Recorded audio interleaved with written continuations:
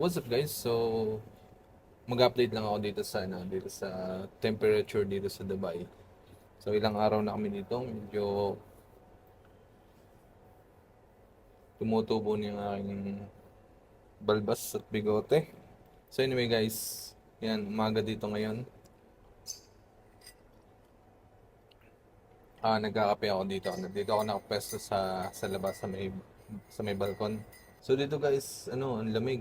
Lalagay ko dito yung isinearch ko yung temperature kanina dito sa Dubai, yan, sa taas. So biruin nyo, no, yung unang maisip mo pag nasa Middle East sky mainit, pero yung sobrang lamig dito ngayon.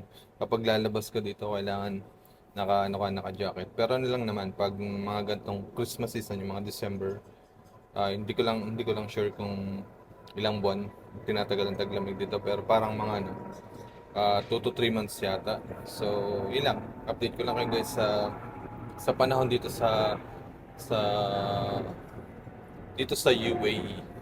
At guys, shoutout nga pala sa mga kabayan natin dito sa UAE. Kung nandito kayo ngayon sa Dubai, comment naman kayo kung nasan kayo. Kape tayo.